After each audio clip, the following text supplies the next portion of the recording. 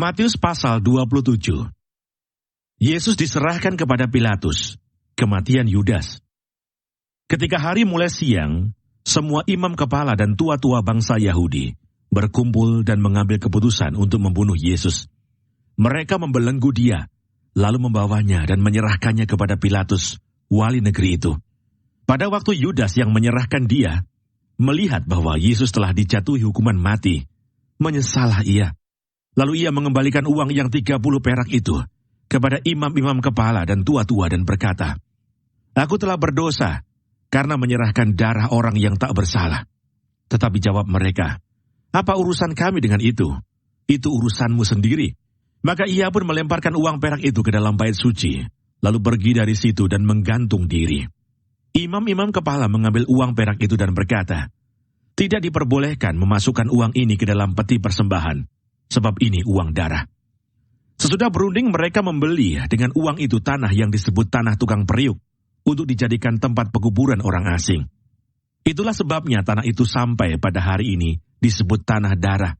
Dengan demikian genaplah firman yang disampaikan oleh Nabi Yeremia. Mereka menerima 30 uang perak, yaitu harga yang ditetapkan untuk seorang menurut penilaian yang berlaku di antara orang Israel.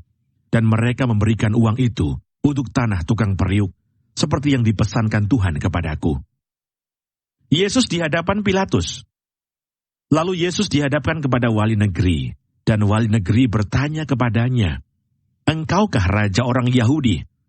Jawab Yesus, "Engkau sendiri mengatakannya." Tetapi atas tuduhan yang diajukan imam-imam kepala dan tua-tua terhadap dia, ia tidak memberi jawab apapun. Maka Pilatus berkata kepadanya, "Tidakkah engkau dengar betapa banyaknya tuduhan saksi-saksi ini terhadap engkau?" Tetapi ia tidak menjawab suatu kata pun, sehingga wali negeri itu sangat heran. Telah menjadi kebiasaan bagi wali negeri untuk membebaskan satu orang hukuman pada tiap-tiap hari raya itu atas pilihan orang banyak. Dan pada waktu itu, ada dalam penjara seorang yang terkenal kejahatannya, yang bernama Yesus Barabas.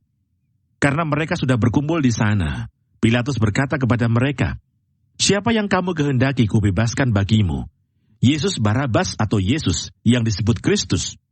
Ia memang mengetahui bahwa mereka telah menyerahkan Yesus karena dengki.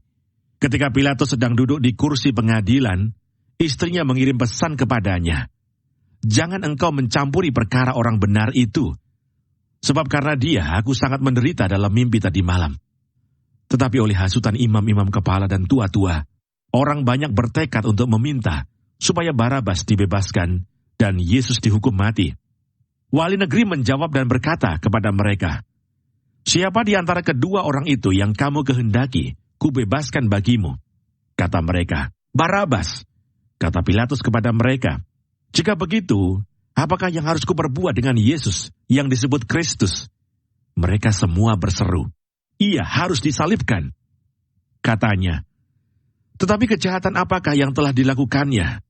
Namun mereka makin keras berteriak, "Ia harus disalibkan." Ketika Pilatus melihat bahwa segala usaha akan sia-sia, malah sudah mulai timbul kekacauan, ia mengambil air dan membasuh tangannya di hadapan orang banyak dan berkata, "Aku tidak bersalah terhadap darah orang ini. Itu urusan kamu sendiri."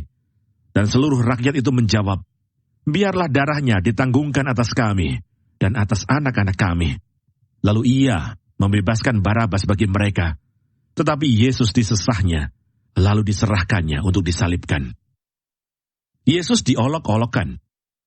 Kemudian serdadu-serdadu wali negeri membawa Yesus ke gedung pengadilan, lalu memanggil seluruh pasukan berkumpul sekeliling Yesus. Mereka menanggalkan pakaiannya dan mengenakan jubah ungu kepadanya. Mereka menganyam sebuah mahkota duri dan menaruhnya di atas kepalanya, lalu memberikan dia sebatang buluh di tangan kanannya. Kemudian mereka berlutut di hadapannya dan mengolok-olokkan dia, katanya, "Salam hai Raja orang Yahudi." Mereka meludahinya dan mengambil bulu itu dan memukulkannya ke kepalanya. Sesudah mengolok-olokkan dia, mereka menanggalkan jubah itu daripadanya dan mengenakan pula pakaiannya kepadanya. Kemudian mereka membawa dia keluar untuk disalibkan. Yesus disalibkan. Ketika mereka berjalan keluar kota, mereka berjumpa dengan seorang dari Kirene yang bernama Simon. Orang itu mereka paksa untuk memikul salib Yesus. Maka sampailah mereka di suatu tempat yang bernama Golgota, artinya tempat tengkorak. Lalu mereka memberi dia minum anggur bercampur empedu. Setelah ia mengecapnya, ia tidak mau meminumnya. Sesudah menyalibkan dia, mereka membagi-bagi pakaiannya dengan membuang undi. Lalu mereka duduk di situ menjaga dia. Dan di atas kepalanya terpasang tulisan yang menyebut alasan mengapa ia dihukum. Inilah Yesus, Raja orang Yahudi. Bersama dengan dia disalibkan dua orang penyamun, seorang di sebelah kanan dan seorang di sebelah kirinya. Orang-orang yang lewat di sana menghujat dia dan sambil menggelengkan kepala, mereka berkata, "Hai engkau yang mau merubuhkan bait suci dan mau membangunnya kembali dalam 3 hari. Selamatkanlah dirimu jika engkau anak Allah. Turunlah dari salib itu." Demikian juga imam-imam kepala bersama-sama ahli-ahli Taurat dan tua-tua mengolok-olokkan dia dan mereka berkata, "Orang lain ia selamatkan, tetapi dirinya sendiri tidak dapat ia selamatkan. Ia Raja Israel. Baiklah ia turun dari salib itu dan kami akan percaya kepadanya. Ia menaruh harapannya pada Allah. Baiklah Allah menyelamatkan dia. Jikalau Allah berkenan kepadanya, karena ia telah berkata, 'Aku adalah anak Allah.'" Bahkan penyamun-penyamun yang disalibkan bersama-sama dengan dia mencelanya demikian juga. Yesus mati. Mulai dari jam 12, kegelapan meliputi seluruh daerah itu sampai jam 3. Kira-kira jam 3, berserulah Yesus dengan suara nyaring, "Eli, Eli, lama sabachthani." Artinya, "Allahku, Allahku, mengapa engkau meninggalkan aku?" Mendengar itu beberapa orang yang berdiri di situ berkata, "Ia memanggil Elia." Dan segeralah datang seorang dari mereka. Ia mengambil bunga karang, mencelupkannya ke dalam anggur asam, lalu mencucukkannya pada sebatang bulu dan memberi Yesus minum. Tetapi orang-orang lain berkata, "Jangan, baiklah kita lihat, apakah Elia datang untuk menyelamatkan dia." Yesus berseru pula dengan suara nyaring, lalu menyerahkan nyawanya. Dan lihatlah, tabir bait suci terbelah 2 dari atas sampai ke bawah, dan terjadilah gempa bumi, dan bukit-bukit batu terbelah, dan kuburan-kuburan terbuka, dan banyak orang kudus yang telah meninggal bangkit.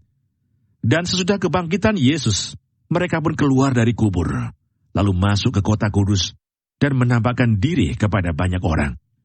Kepala pasukan dan prajurit-prajuritnya yang menjaga Yesus menjadi sangat takut ketika mereka melihat gempa bumi dan apa yang telah terjadi, lalu berkata, "Sungguh, ia ini adalah anak Allah." Dan ada di situ banyak perempuan yang melihat dari jauh, yaitu perempuan-perempuan yang mengikuti Yesus dari Galilea untuk melayani dia. Di antara mereka terdapat Maria Magdalena, dan Maria ibu Yakobus dan Yusuf, dan ibu anak-anak Zebedeus. Yesus dikuburkan. Menjelang malam datanglah seorang kaya, orang Arimatea, yang bernama Yusuf, dan yang telah menjadi murid Yesus juga. Ia pergi menghadap Pilatus dan meminta mayat Yesus. Pilatus memerintahkan untuk menyerahkannya kepadanya. Dan Yusuf pun mengambil mayat itu, mengapaninya dengan kain lenan yang putih bersih, lalu membaringkannya di dalam kuburnya yang baru, yang digalinya di dalam bukit batu. Dan sesudah menggulingkan sebuah batu besar ke pintu kubur itu, pergilah ia. Tetapi Maria Magdalena dan Maria yang lain tinggal di situ, duduk di depan kubur itu. Kubur Yesus dijaga. Keesokan harinya, yaitu sesudah hari persiapan, datanglah imam-imam kepala dan orang-orang Farisi bersama-sama menghadap Pilatus.